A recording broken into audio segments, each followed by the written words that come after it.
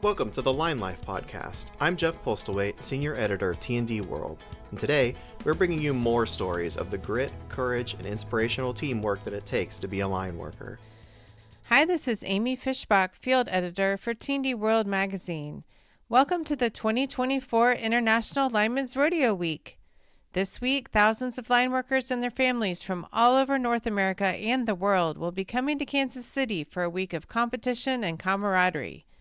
When you come to the Lineman's Expo this week, make sure you stop by the T&D World booth number 73 to pick up a copy of the 2024 Lineworker Supplement, which was published in September 2024. The articles are now online on our website at www.tdworld.com, and we've already featured one of them, Cheers to 40 Years, in our In Case You Missed It series. Now we're going to feature the second article in the supplement, titled Lighting the Way for the Line Trade.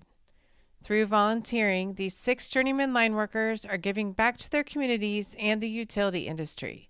This article was written and narrated by me, Amy Fishbach. Note that due to the length of this feature article, we are going to split it into 2 different audio stories, with the first part featuring the Light Up Navajo project and also the NRECA Internationals project in Guatemala. Tune into the second part of the audio story in the near future. Now here's the audio story of the article, Lighting the Way for the Line Trade. Line workers work from sunrise to sundown to keep the power flowing for customers.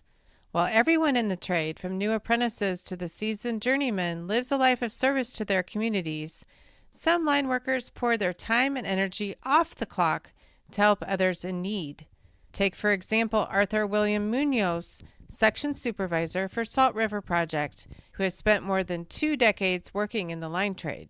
Through the Light Up Navajo project, organized by the Navajo Tribal Utility Authority and the American Public Power Association, he and 250 other volunteer line workers joined forces to provide first-time electricity to the Navajo Nation. We are productive and safe, and it was a fun environment to be in, he says of his experience working this year in the Northern Arizona section of Navajo Nation. When line workers can get out of the city and get a chance to build overhead line in rural areas, they get excited and jump on the opportunity. Billy Patterson, journeyman line worker for CK Energy Electric Cooperative in Binger, Oklahoma, agreed, saying volunteering to provide first-time power is life-changing and an experience you will never forget. He's a 2-time volunteer for NRECA International's program to wire homes in Guatemala, and he said it's amazing to be part of the lighting ceremony in the village. I'm grateful for being able to bring electricity to the Guatemalans, he said. I would also like to tell any other line workers who are thinking about volunteering on a project to just go. It'll be life-changing. While all line workers are heroes as first responders, the following special group lights the way for the line trade through their dedication to the communities and the spirit of service. Illuminating Navajo Nation. Nearly 23 years ago, Munoz joined SRP as a young 25-year-old in a trade he knew nothing about or even had goals of trying to chase. He recalls feeling like he was in culture shock and thrown to the wolves. I knew I was blessed with an opportunity at a great company and I wanted to work hard and see where it would take me, Munoz said. I ended up loving the trade and it made it my goal to become a line worker. After working as a trades helper for 3.5 years, he joined the apprenticeship program in 2006. As a 5th step apprentice, he experienced a memorable experience as a line worker, participating in SRP's climb and shake inspection for its transmission towers. As part of this project, he rappelled off the side of a helicopter to the top of Goats Peak. We get hoisted down with a winch line and disconnect once we reach the tower, Munoz said. We then climb down and shake each part of the tower looking for cracks, loose connections, or rattles. I had never been in a helicopter before and never thought I would be hoisted down from one. When he topped out in 2010, he had another memorable experience, earning the David G. Hollis Award for the most outstanding apprentice of his class that year at SRP. He then worked as a line worker in various divisions for 6 years, eventually taking on the role of lead lineman. At that point in my career, I then decided to take the next leap and pursue a working foreman position, he says. I ran a crew for 1 year when I was given the opportunity to take on a role as a temporary section supervisor. 7 years later, here I am. Now as a section supervisor in SRP's Distribution Maintenance Division, he and his group maintain the distribution territory from a preventative and reactive perspective for both scheduled and emergency work. For example, he's responsible for overseeing 6 reactive crews to build a cohesive, safe, and productive workplace, and he ensures all employees are up to date on regulatory annual training. He also plans and organizes resources, equipment, and personnel to respond to any trouble calls in a timely manner and collaborates with different groups at SRP. Beyond his job at SRP, he also volunteered for the LUN project to bring electricity to families in need on Navajo Nation. SRP partnered with 42 different utilities from 16 states in hopes of bringing power to 200 homes. SRP has been a part of this initiative from the beginning and has done an excellent job of spreading the word about it, Munoz says. I had seen and heard about it when I worked in different groups, and I always had it in the back of my mind that it would be something I would like to be part of one day. For the 4th year SRP participated in the program, he jumped at the opportunity to give back to the communities that needed help. Our division aids in mutual assistance to neighboring states, and I felt like I could be part of something big that could benefit a lot of people, all while using my specific skill set. Especially helping in our own state, it was rewarding and humbling at the same time. During the volunteer project, he managed and oversaw 2 crews, 12 employees, and all the equipment. His typical day consisted of driving to the NTUA show-up yard, having a tailboard, loading up the material, and driving out to the job. Once on site, the line workers built overhead line, dug pole holes, framed and set poles, and strung and clipped in overhead line. As a volunteer for LUN, he was inspired by the Native American culture and how many of the residents lived the way their ancestors did. Also, he had the opportunity to see how a different utility, the NTUA, operated and see their specifications. He and other line workers were stationed in a very remote area in northern Arizona, which presented a few key challenges like locating the areas to build power lines.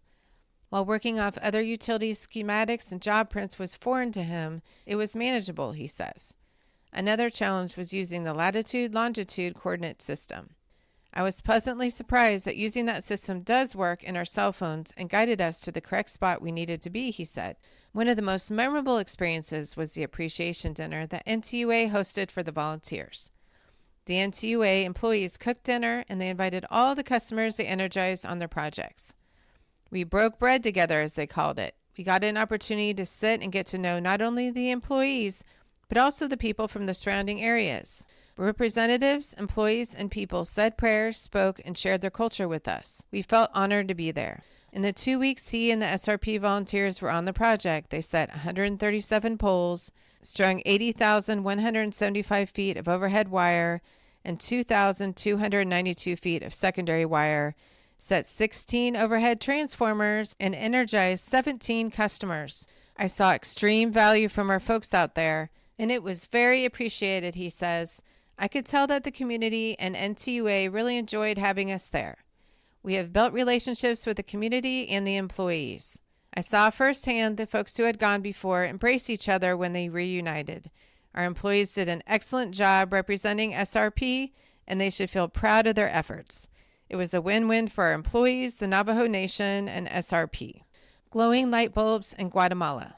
Line workers can not only power communities for the first time in America through LUN, but they can also travel overseas through the NRECA International Program. One of the volunteers, Patterson, has worked in the line industry for the last dozen years and handles new construction and outages for his cooperative. I was drawn to line work because I've always enjoyed the outdoors, contributing to the community and hands-on work, he says. The challenging work plus a view from the bucket are just a few of the reasons I enjoy going to work each day. The most memorable moments of being a line worker are the interactions he's had with members of the co-op.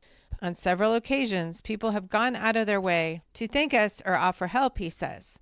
They are always aware of our long and sleepless nights during storms. For instance, the morning after a tornado took a roof off a member's home and destroyed his barn, he went into town to bring us all black coffee and donuts. This isn't a rare occurrence. We're all shown gratitude often. In addition to serving his own community through line work, Patterson also learned about an opportunity to volunteer in Guatemala from a presentation by Ana Politano, Director of Public Relations and Communications for the Oklahoma Association of Energy Cooperatives. I was inspired by the stories of growth and resources and freed up time for new experiences that became available to the Guatemalans after having access to electricity, he says. He then put inspiration into action by traveling to Guatemala with NRECA International in 2022 and 2023. During his 2022 trip, He spent 3 weeks building a power line for one village, including more than 80 homes, an elementary school, and a church. We were having to pull wire up and down mountainous terrain, he recalls. It was very hot and humid, which made climbing the poles more difficult. The next year, he and volunteer crews wired almost 200 structures through 38 villages. Because the line workers were working inside the homes, they worked closer with the villagers. One of his most memorable experiences was being able to see the inside of the villagers' homes and how they live their day-to-day lives.